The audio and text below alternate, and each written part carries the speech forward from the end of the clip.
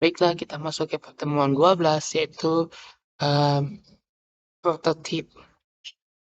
Siapapun yang pernah menyelesaikan proyek software akan bersependapat bahwa masalah pertama adalah memperoleh kebutuhan dari user. Permasalahan kedua adalah berdasarkan persetujuan spesifikasi fungsional. FS mencoba untuk menggambarkan sistem yang berbasis grafik dan narasi terhadap gambar dan penjualan yang tidak dapat menyarankan cara sistem tersebut berjalan, berlaku, dan pengaruhi bisnis user. Sebagai tambahan, FS biasanya menimbulkan kesalahpahaman jika dibaca semuanya. Teori di belakang prototip.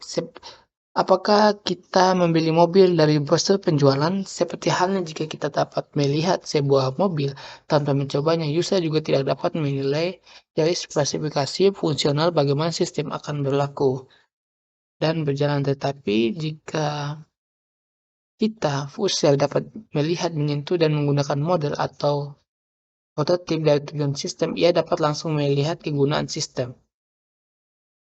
Keuntungan dari prototipe menghasilkan syarat yang lebih baik dari produksi dihasilkan oleh metode spesifikasi tulisan. User dapat mempertimbangkan sedikit perubahan selama masih bentuk prototipe, memberikan hasil yang lebih akurat dari perkiraan sebelumnya karena fungsi yang diinginkan dan kerumitannya sudah dapat diketahui dengan baik. User merasa puas. Pertama, user dapat mengenal melalui komputer dengan melakukan prototipe dengan analisis yang sudah ada.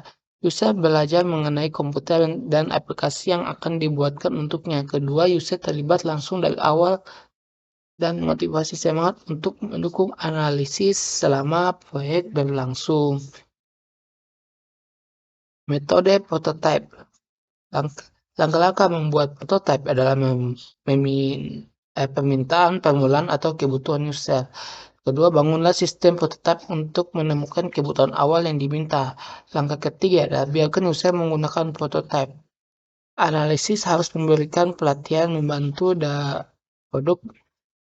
produk bersama-sama dengan user, khususnya untuk pertama kali. Anjurkan perubahan. User harus melihat fungsi-fungsi dan setiap dari prototipe. Langkah keempat adalah implementasi saran-saran dan perubahan. Langkah kelima adalah ulangi langkah ketiga sampai user merasa puas. Dan langkah keenam adalah merencanakan dan membangun suatu sistem akhir seperti sebelumnya. Sistem yang bermanfaat dari prototipe adalah sejak kebutuhan atau baca spesifikasi fungsi pada umumnya berhubungan. Saya ulangi, sejak kebutuhan baca atau spesifikasi fungsi pada umumnya berhubungan dengan pandangan user terhadap sistem. Hanya dengan prototipe, tampilan bagi user sudah cukup untuk memeriksa yang dibutuhkan. Menu-menu bentuk tampilan input atau tampilan keluaran atau laporan cetak, pertanyaan-pertanyaan, pesan-pesan merupakan calon yang ideal untuk prototipe. Software untuk prototipe. Apa yang harus disediakan dari paket software prototipe? 1. Pembuatan menu yang cepat dan mudah. 2. Pembuatan tampilan input dan output. 3. Penyelarasan. 4. Software harus menghasilkan sebuah data dictionary secara otomatis. 5. Software harus dapat menyusun database sesuai harapan. 6. Mencari hasil dengan query online secara tepat ke data yang terdaftar pada database. 7. Apakah yang dibutuhkan meliputi logika yang rumit atau perhitungan yang diperlukan prototipe. Prototipe sebagai bagian dari case. Prototipe adalah metode untuk mengoptimalisasi fase definisi dan analisis. Jadi merupakan bagian dari case computer aided software engineering, tetapi prototipe memberikan masukan pada tingkat pengoptimalisasian selanjutnya dengan baik. 3 langkah selanjutnya adalah membangun sistem nyata dalam bahasa pemrograman generasi ketiga. Produk prototipe harus dapat menyediakan pada Anda sarana untuk mencetak semua item yang diketahui, semua menu, sebuah bentuk, dan perintah-perintah. Seberapa cepat kita melakukan prototipe?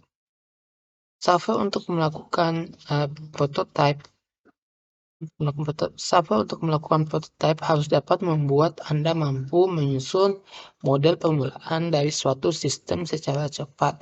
Khususnya Anda dapat membangun prototipe pertama dari bentuk terkecil hingga bentuk yang hanya dalam waktu 2 sampai dengan 3 minggu.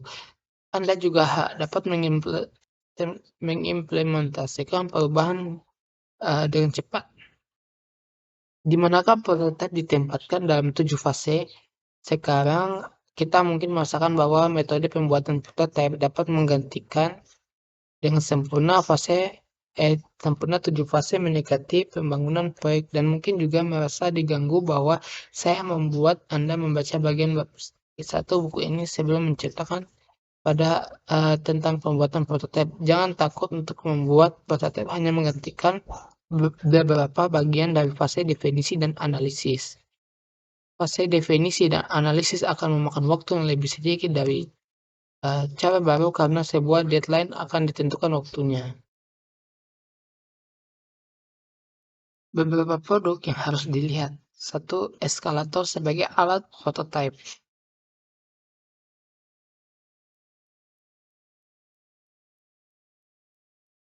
Pada bab telah melihat sebuah analisis yang baik disebut eskalator. Tapi alat ini mempunyai bentuk yang mempunyai alat prototipe yang baik, meliputi menu, form, dan fasilitas untuk membuat laporan. Yang terpenting memelihara sebuah kamus data, mengizinkan Anda untuk menyetak sebuah organisasi logik yang berfungsi untuk dokumentasi khusus yang terdiri dari semua jenis yang didefinisi dengan proses data yang dimasukkan dalam program untuk urutan yang baik. Bahasa generasi keempat sebagai peralatan prototipe. Suatu saat kita memerlukan layar rumit yang perhitungan khusus, prosedur otomatis, dan bentuk laporan yang unik, yang kebanyakan prototipe tidak mempunyai kemampuan untuk melakukan semua itu. Ada sebuah jenis produk yang disebut Power Generation Language, PGL, yang mempunyai kemampuan untuk melakukan hal tersebut. Kita akan membicarakan hal ini di bab lain sebagai alat untuk mengembangkan semua sistem. Tetapi hampir semua PGL dapat digunakan untuk sebagai peralatan prototipe yang baik. Kesimpulan, prototipe telah digunakan dengan sukses untuk diimplementasikan ke beberapa sistem software yang meliputi user interface melalui menu, layar, laporan, dan transaksi online, sistem yang berorientasi bisnis yang cocok untuk metode ini. Sistem real-time dan scientific akan sedikit berkurang ketika menggunakan metode ini. Baiklah, sekian dari materi ini. Terima kasih. Assalamualaikum warahmatullahi wabarakatuh.